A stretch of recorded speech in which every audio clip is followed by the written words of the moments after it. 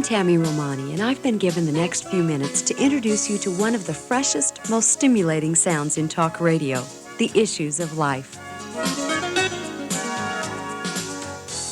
Sir Arthur Conan Doyle said of his famous literary character, Sherlock Holmes, he occupied his extraordinary powers of observation in clearing up mysteries which had been abandoned by the official police.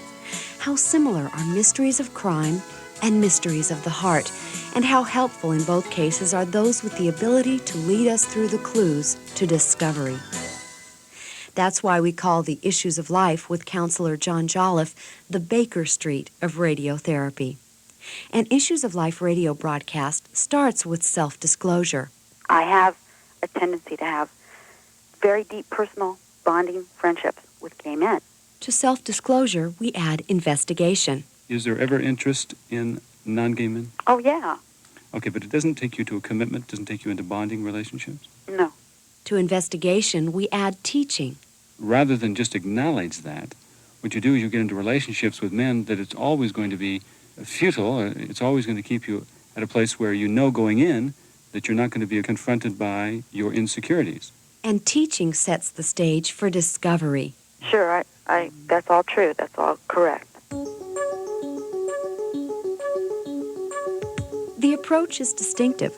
John Jolliffe, a marriage, family, and child counselor in private practice in Southern California, marches to the beat of a different drummer than is common to radio counseling.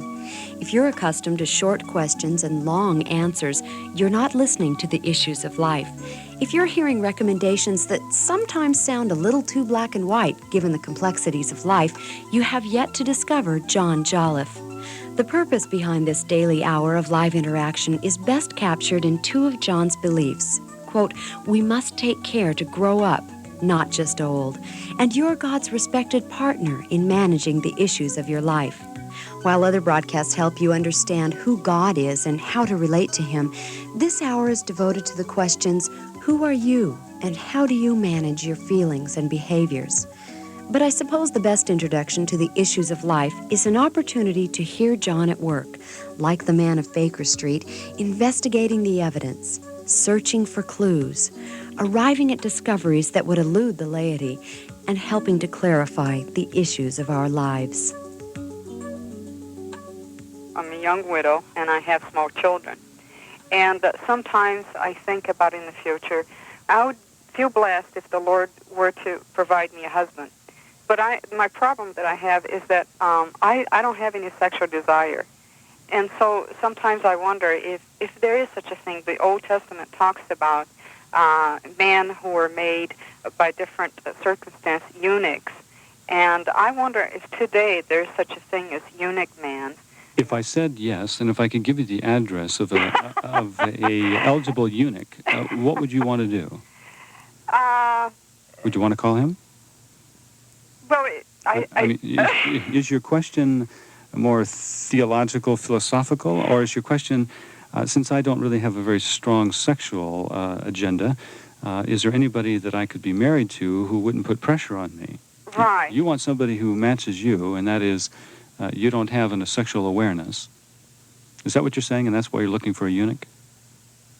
I feel I could not fulfill the needs of a man who did have a regular, healthy, normal sexual desire. Mm-hmm. And society puts a lot of things in your head. If you cannot fulfill a man, then he'll be looking somewhere else. Yeah, and you're afraid of being hurt. And you've been hurt before? Yes. All right.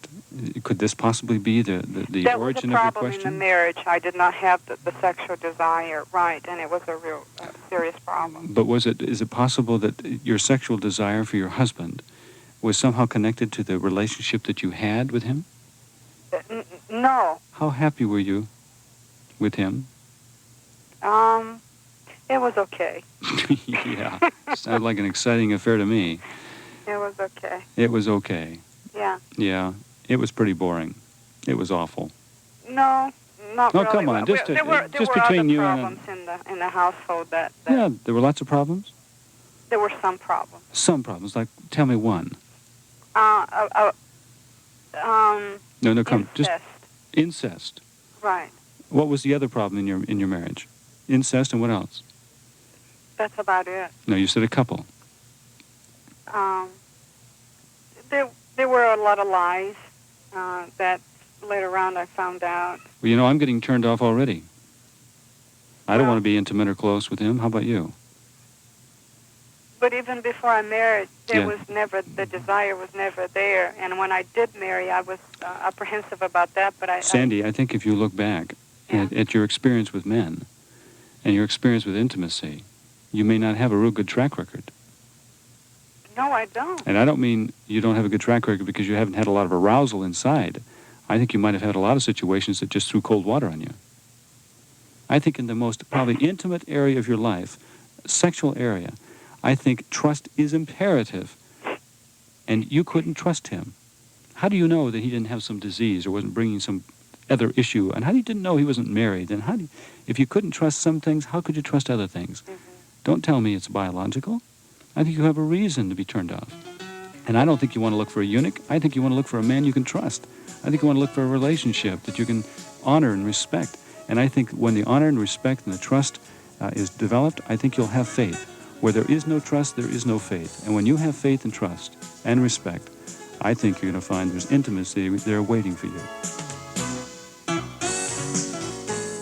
The Issues of Life with marriage, family, and child counselor John Jolliffe. An opportunity to abandon false beliefs about ourselves. An invitation to do the exciting work of personal growth.